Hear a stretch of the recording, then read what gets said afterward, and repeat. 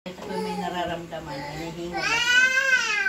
Pero nandun pa rin ang gabay ng Panginoon sa akin na hindi na ako sila kayaan. Kahit hingal na ako, sige pa rin. Hinga pa rin. Oo, binigyan pa rin ako ng lakas na nakakahinga pa rin. Praise God. Salamat sa Panginoon. Sa aking pamilya na pag-iingat niya sa amin, sa pamilya na ginabayan niya kami na hindi kami nagkakasakit. Amen. Salamat sa kanya na andun siya na nagbabay sa amin. Kahit nasa pagkagising ko, nagpapasalamat naman ako talaga sa kanya. Salamat na doon na ang papuri sa kanya. Amen. Praise God. Palampakan natin ang ating Diyos. Hallelujah. Salamat sa Diyos.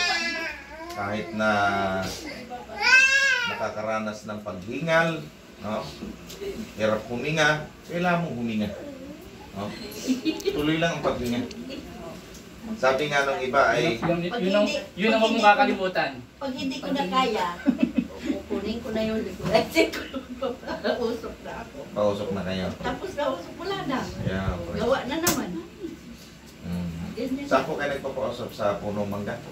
Dapat pala sa'yo marami kang bunot. Ano? Marami.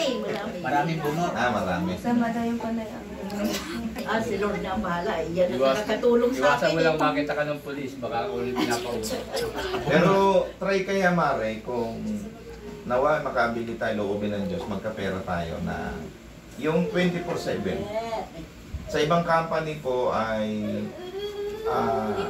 Alcasi.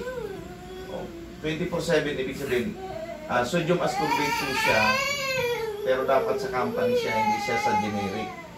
Sa company siya nabibili para totoo talaga. Kasi yun ay nagpapalakas sa baga ko. Hindi ba, mahina din ang baga ko dati. Hirap din akong huminga. Mula nung ako'y magkasakit, habang ako'y nagpapagaling, iniinom ko yung isang araw, sa isang araw. Yun po nakakatulong sa akin na lumakas ang baga ko. Kasi sodium ascorbate siya. Tsaka hindi lang baga, maging ang immune system natin. Kasi yung hirap ang baga natin, kulang sa lakas ang ating immune system. So, kailan palakasin yung baga ngayon? Kasi baka may bara-bara yun. So, pinalalakas ang baga natin sa pagitan ng sodium ascorbate. Baka hindi lang 100 box ang nainom ko. Sa loob po ng ilang taon. Napakadaming box po. Tapos si Kuya Al na dinadialysis po.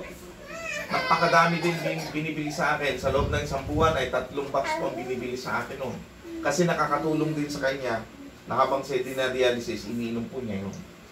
Kaya si Dr. Basit po ang nagtitinda noon. Kaya kung loobin ng Diyos, mabibili din natin yun sa isang company. Nakakabili tayo sa Uno company. Uno. Yun, iba lang pangalan doon pero sodium ascorbate siya. Maganda po yun para sa kalusugan natin. Kahit nga yung tayo lahat pwedeng uminom, kahit yung mga kabataan pwede silang uminom. Huwag lang yung mga ganong batang maliliit. So tayo pong lahat pwedeng uminom noon para sa ating kalusugan. Kasi ang unggoy po ay sila po ay kaya nilang mag-supply ng vitamin C sa kanilang katawan dahil po mahilig silang kumain ng mga iba't ibang prutas, mga bunga ng kahoy na maasim. Kaya sila, malakas po ang immune system ng unggoy. Kaya, kita mo naman, malakas silang umakit sa puno ng kahoy. Diba? Kaya, tayo, hindi. Hindi tayo hindi natin nakakain lagi yung mga prutas. System na lang. Wala na yun. Hindi tayo, kaya mahina tayong lumakad, misa mahina tayong umakit sa dahil kulang tayo sa vitamin C. Lang. Yung saging daw, hindi nakapatagya. Mayag ka na, kumari. Hihingalin kapag pumulin ka. Ibig ko sabihin po, Lord na bahala. ang mga unggoy po, kaya nilang gumawa ng paraan dahil nakakakain sila ng bunga ng kahoy. Pero tayo po, madalas ang ulam natin, isda, tuyo, noodles. Yun lang mga gulay na yun. Kulang po tayo sa vitamin C. Yan po ang totoo. Mamumonitor nyo naman sarili nyo anong ulam natin araw-araw.